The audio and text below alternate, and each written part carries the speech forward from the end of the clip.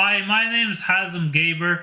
Today we're looking at part 3, standard for project management, which is environment. We're not talking about like grass though, we're talking about um, project environment.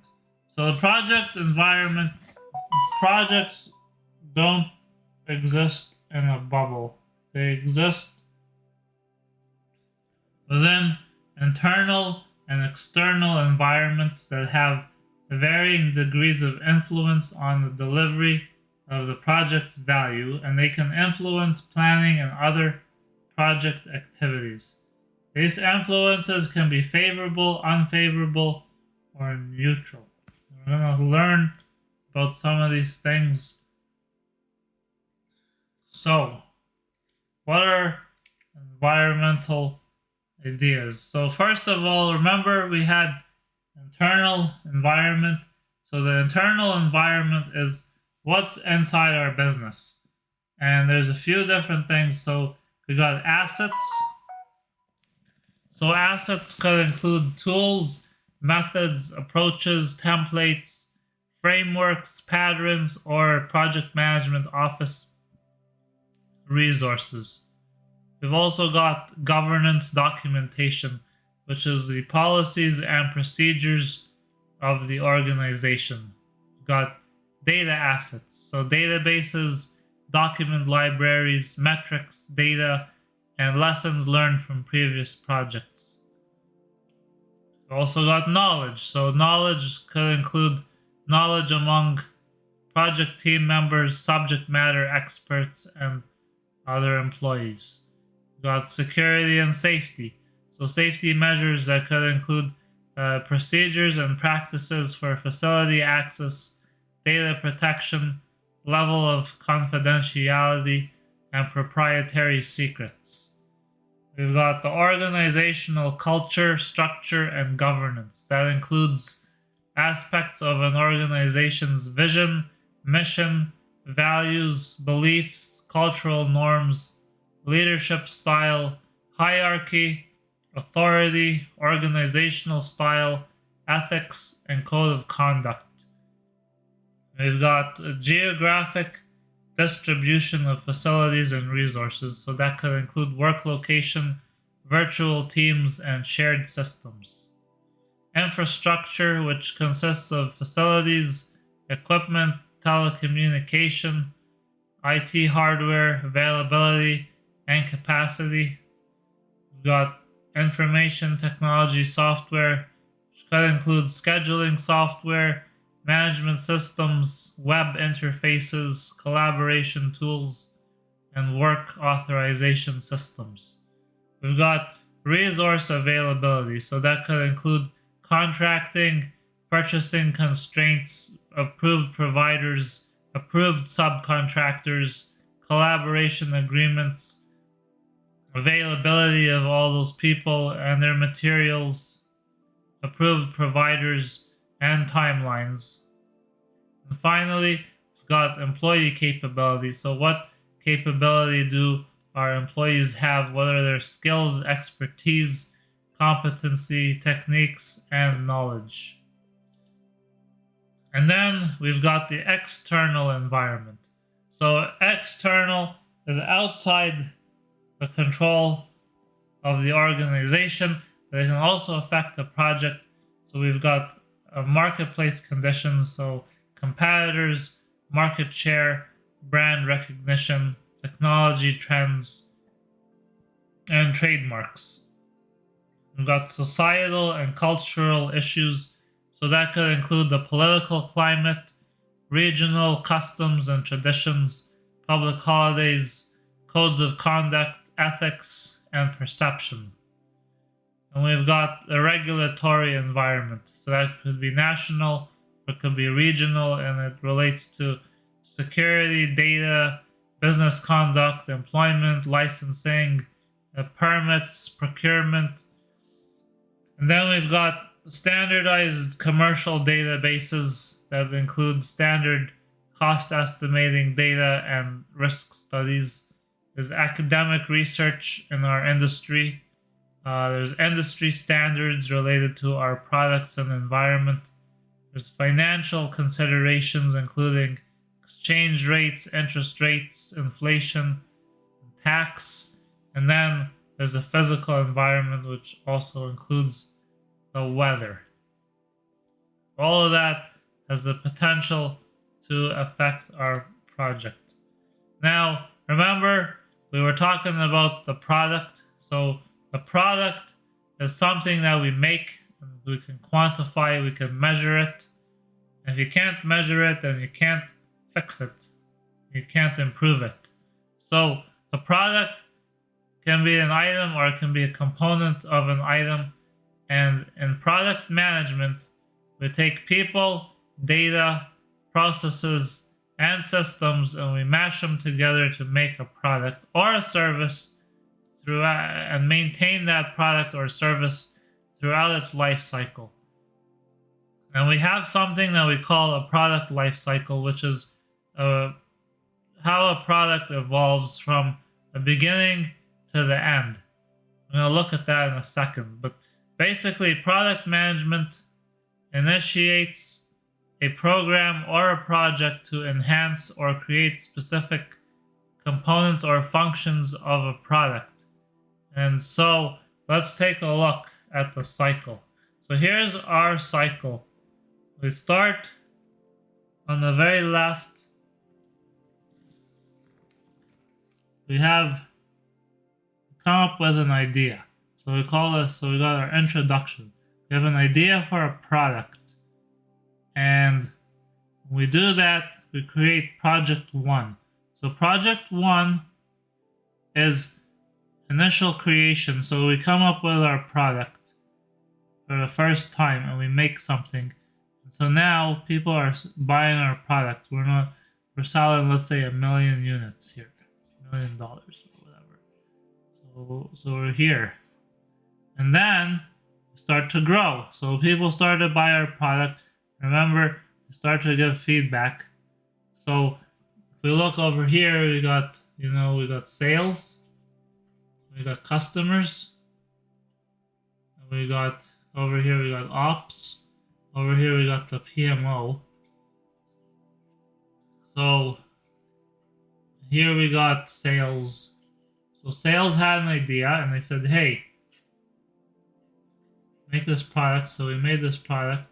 Ops made the product and then we started selling it to people.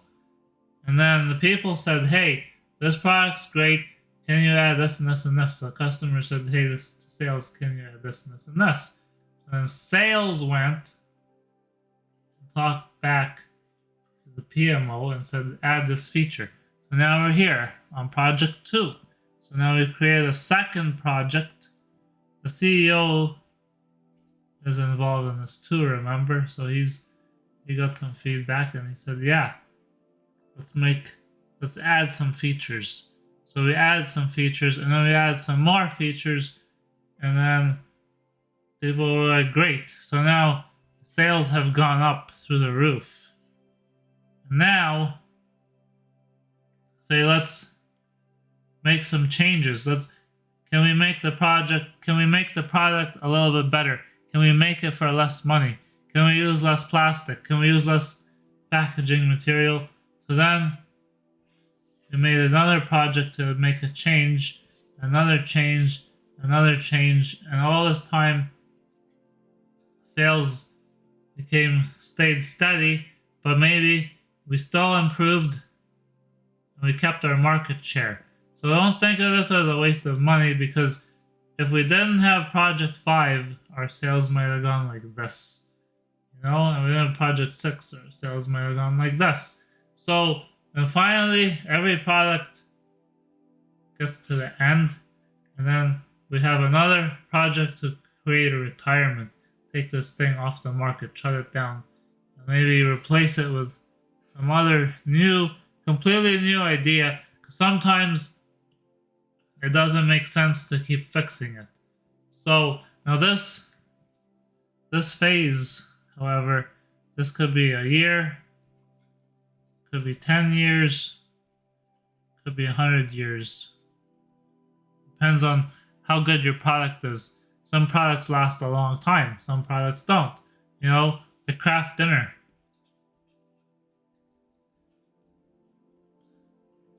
Say I was craft dinner. How do I clear my entire clear this. So let's say I was craft dinner. So I'm gonna craft dinner. I had an idea to make a food. So we made our craft dinner, and then started to sell. And then people were like, "How can we improve this?" So add a spoon, maybe. Or add cheese. Say they made the craft dinner without cheese. Now we have cheese, and then we add a spoon with every package. And then we change the packaging material a little bit. And then we add more cheese. We add more macaroni. And then this hasn't happened yet, but maybe in 100 years, the product will retire. Or, now let's look at car.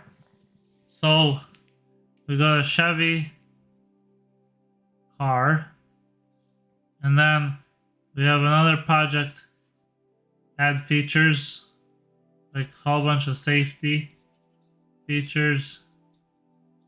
We add luxury, so leather seats. Then revision, LED lighting. And then sunroof. And then sport mode, or whatewe. We can have hundreds of these revisions. And then, whoops. And then, I don't know why that happened. And then, finally, everybody wants an electric car now. So, retirement, and then we come up with a new car. Now we do Chevy Volt. And so now we got a new project. And this can go on forever. But the retirement is necessary sometimes. So, product management happens within a program, and then project management happens within the product life cycle, and so does program management. So within the product life cycle, we've got many projects, subsidiary programs, and program activities. So for a very large or long-running product like Craft Dinner, for example, we've got one product life cycle phase that may be so complicated that it has its own set of programs and projects working together. And then project management within the life cycle oversees development and maturation of product capabilities as an ongoing business activity. So the governance charters individual projects as needed to perform enhancements and improvements or other unique outcomes. So you can have a single project that runs the entire product life cycle, or we can have product management within a program. So this approach applies the entire product life cycle within the boundaries of one program, and several projects will be chartered to get benefits for a product.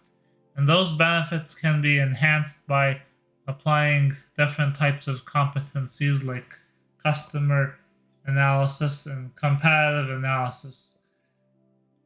Now, product management is a separate discipline, and it's got its own body of knowledge, but it represents a very important integration within the program management and project management, because the programs and projects deliver products. So we can't manage a program without managing a product, and we can't manage a product without managing a program or a project. And they both use an integrated and tailored approach, and they have a lot of overlap. So, if there are any questions, please post a comment.